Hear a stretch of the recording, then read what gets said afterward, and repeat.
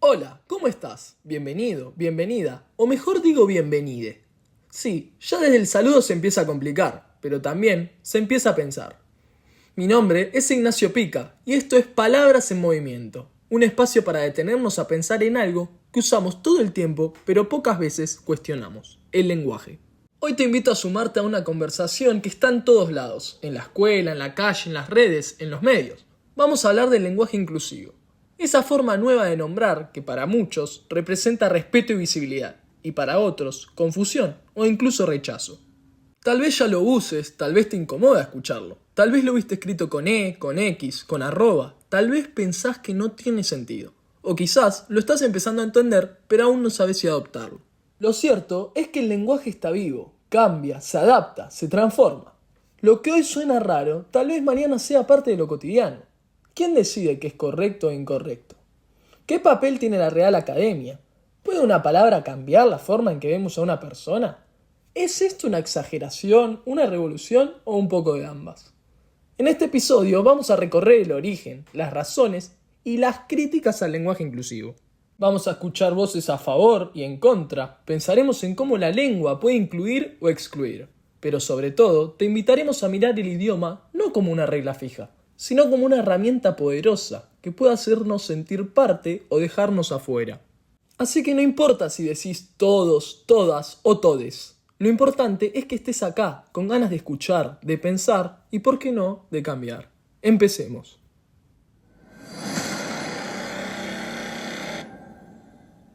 El lenguaje inclusivo es básicamente una forma de hablar y escribir que intenta incluir a todas las personas, sin importar su género. Busca romper con la costumbre del masculino genérico, ese que usamos cuando decimos los alumnos, incluso si hay alumnas también. En lugar de todos, algunas personas dicen todes. En vez de los chicos, dicen les chiques. También hay quienes escriben con X o con arroba, por ejemplo, amigues o todes. Aunque esas formas no se pronuncian, se usan mucho en redes y en textos informales. Este cambio no es solo lingüístico, es social, cultural y político. Quienes lo promueven dicen que nombrar a todas las personas es una forma de reconocerlas, de darles lugar. Es decir, que el lenguaje inclusivo no es solo una moda, sino una forma de construir igualdad. Para entender mejor, recopilamos reportajes acerca de lo que piensa la gente sobre este tema. Escuchá. Por supuesto que sí. Sí, yo hago el trabajo activo de intentar usar el femenino como en lugar de decir todos, a veces digo todas. También uso el todes, por ejemplo. En vez de decir chicos, que es lo correcto, decimos chiques, me parece que no me parece, sino que creo que es muy infantil. Y me parece un delirio más que nada. Es un delirio porque hay que decir chicos. No, totalmente en contra, porque desvirtúa para mí el origen de la lengua. Sí, estoy a favor. Cuando me sale.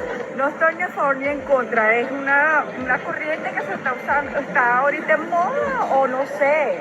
Me da igual, pero no lo uso. A favor, totalmente a favor. Ni a favor ni en contra. O me cuesta. No estoy a favor para nada, porque el lenguaje es uno. No lo uso. Porque de la otra forma te queda fuera un montón de gente que no se siente ni hombre ni mujer. No me parece que haga la diferencia, pero bueno, respeto. No lo utilizo y no me molesta. Como podemos escuchar, no hay una sola mirada. Y eso tiene sentido. El lenguaje no cambia de un día para otro. Pero eso no significa que no pueda cambiar. A lo largo de la historia, la lengua evolucionó muchísimas veces. Palabras como murciélago, almóndiga, fútbol, googlear o influencer no existían o eran incorrectas hace unas décadas. Hoy las usamos sin pensarlo. Además, en nuestras redes sociales abrimos un espacio en donde los seguidores tenían libertad de expresión acerca del tema y nos encontramos con opiniones como esta. Por ejemplo, María Rodríguez dice: es una forma de incluir a quienes no se sienten representados por el masculino genérico. Por otro lado, Carlos Morel menciona: no hace falta cambiar el lenguaje para respetar a alguien. Bueno, tenemos más opiniones, acá tenemos: lo respeto aunque no me siento cómodo usándolo. Es una forma de mostrar respeto y empatía con las identidades no binarias. Bueno, esas fueron algunas de las declaraciones del público que te invitan a reflexionar acerca de las distintas posturas que tenemos como sociedad. Por otro lado, la Real Academia Española, que es la institución que regula el uso del español, no aprueba el lenguaje inclusivo con E. Dice que el masculino genérico es suficiente y que cambiarlo genera confusión. Pero también es cierto que la RAE no crea el lenguaje, lo registra. Son los hablantes, es decir, nosotros, quienes transformamos la lengua. Y si una forma se usa mucho, con el tiempo se vuelve válida. A continuación, escucharemos las palabras de Víctor García de la Concha, 28º director de la Real Academia Española y actual director del Instituto Cervantes. En realidad, el sexo es una condición orgánica de un ser vivo, por la cual ese ser vivo es masculino o femenino, y tiene poco que ver con el género. El género es una propiedad gramatical de los sustantivos y de algunos pronombres, por lo cual la clasificación de esos sustantivos, de esos pronombres, pues es masculino o femenino. En muchos espacios educativos, políticos, culturales e incluso institucionales, ya se utiliza el lenguaje inclusivo. Algunas universidades lo aceptan en sus trabajos, algunos medios lo adoptan en parte. En redes sociales, miles de jóvenes lo usan de forma natural. ¿Puede una letra abrir lugar a alguien que antes no era nombrado? Esa es la gran pregunta. Javier Milei, presidente de la República Argentina, fue muy contundente al declarar acerca del uso del lenguaje inclusivo. En febrero de 2024, su gobierno decretó la prohibición del uso del lenguaje inclusivo en todos los documentos oficiales. Letra E, X, arroba, así como de la perspectiva de género. El lenguaje inclusivo es algo absolutamente ineficiente. Muestra la violencia del Estado por querer instalar el marxismo cultural, donde básicamente el lenguaje es algo que surge espontáneamente desde los individuos. Esto estaría siendo impuesto por la fuerza. Muchos se burlan del lenguaje inclusivo. Hacen chistes como entonces decimos pobreces. Pero lo cierto es que la mayoría de esas burlas vienen de la incomodidad frente a un cambio. Y es normal, cuando el lenguaje cambia, cuestiona lo que damos por hecho. Para quienes no se sienten representados por todos, o ellas y ellos, la E no es una broma, es una forma de existir en el idioma. Es un lugar en la palabra que antes no estaba. También hay formas muy creativas de usarlo. Canciones, memes, poesía, grafitis, discursos políticos. Lo interesante es que más allá de si lo usamos o no, todos estamos hablando de eso. Y eso ya es parte del cambio. Les hinches, porque había tantas mujeres como hombres, vamos inclusivos. Pero pará, si yo digo pará. No, pero no te pará. Si yo digo los hinchas, ¿no incluyo a las mujeres? No, les hinches. Pero dale, vos tenés la cabeza esa que no. Yo cuando digo todos, no, discúlpame, cuando yo digo todos, yo incluyo a todos. Todos tenés que decir. A mí me enseñaron así de chiquito, dale, no me vengan con eso. Pero se pone una pregunta, ahora van a dirigir mujeres y hombres, les árbitres. Incluye a todos. Pero no es aceptable. Entiendo eso de que ahora hay que decirle cabezón. Eso es muy raro. No, tenés que empezar a decir de joder. De vez en cuando, me echás de vez en cuando. ¿Pero qué me echás? De vez en cuando. No voy a mechar nada. No voy a mechar nada. Ahora bien, más allá de la polémica, lo interesante es mirar qué nos dice todo esto sobre cómo usamos el lenguaje. ¿Alguna vez pensaste por qué durante mucho tiempo se usaban solo formas masculinas como presidente, ingeniero o ministro, incluso cuando se hablaba de mujeres? ¿Por qué algunas profesionales tardaron tanto en tener su versión femenina reconocida y aceptada como arquitecta o médica? Esto tiene que ver con cómo el idioma no es solo una herramienta para comunicarnos, sino también una forma de transmitir valores, costumbres, normas y jerarquías. Cuando alguien dice yo no uso lenguaje inclusivo porque suena feo, en realidad está diciendo algo más profundo, que lo que suena distinto incomoda, molesta, descoloca. Y eso, muchas veces, es lo que inicia un cambio social. Senador Mayán tiene la palabra. Presidente, bueno, para que se explique... Presidenta, perdón, senador. Presidenta. Bueno. Gracias. Disculpe, Presidenta. Vamos a hacer votación. Senador Mayán. Sí, presidente. Obviamente que esto habitualmente digo.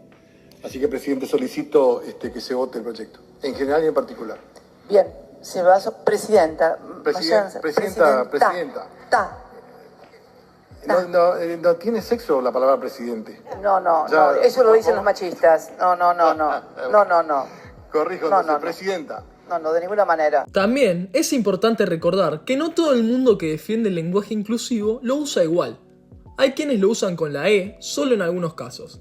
Otros prefieren evitar palabras marcadas por género, usando neutros o desdoblamientos. Por ejemplo, en lugar de los alumnos, decir el estudiantado, o las y los estudiantes. Esto demuestra que no hay una sola forma de ser inclusivo con las palabras. El lenguaje se prueba, se adapta, se reinventa. Y ahí es donde aparece la creatividad. En canciones que juegan con la E, en obras de teatro escritas con lenguaje no binario, en docentes que invitan a sus alumnos a nombrarse como se sienten, en campañas que reemplazan frases como los ciudadanos por la ciudadanía. Son gestos pequeños, sí, pero cargados de sentido. ¿Y qué pasa con quienes no se sienten cómodos usándolo? Es válido también. Esto no se trata de imponer ni obligar, se trata de entender que para otras personas el lenguaje inclusivo no es una opción estética, sino una necesidad emocional y social. Y mientras el debate sigue, una cosa queda clara. El lenguaje ya cambió, tal vez no en las normas, pero sí en la conversación. Hoy, millones de personas ya piensan en cómo decir sin excluir. Y esa sola pregunta, cómo hablar para que nadie quede afuera, es una forma de cuidar. ¿Y qué dicen los grandes escritores sobre el lenguaje? Muchos de quienes dedicaron su vida a escribir coincidieron en algo: las palabras nunca son inocentes. Jorge Luis Borges decía que el idioma es un instrumento, un modo de sentir la realidad. Eso significa que la forma en que hablamos también es la forma en que miramos. La poeta Alfonsina Storni, en una época donde el lenguaje era todavía más restrictivo para las mujeres, reclamaba en sus versos ser nombrada, ser vista, ser escuchada. Ella no usaba lenguaje inclusivo, pero sí exigía que el idioma no la borrara.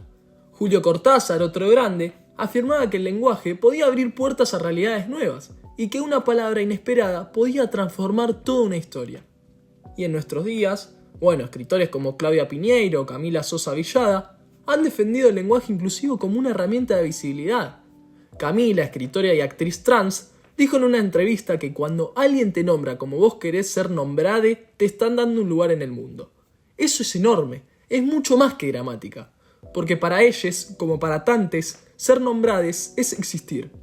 Por otro lado, Mario Vargas Llosa, grandísimo escritor peruano, ganador del Premio Nobel de Literatura en 2010, por su cartografía de las estructuras de poder y sus imágenes agudas de la resistencia, la rebelión y la derrota del individuo, ha generado demasiada polémica al expresar sus pensamientos al respecto. Entonces no podemos forzar el lenguaje desnaturalizándolo completamente por razones ideológicas. Eso no funciona así, los lenguajes no funcionan de esa manera.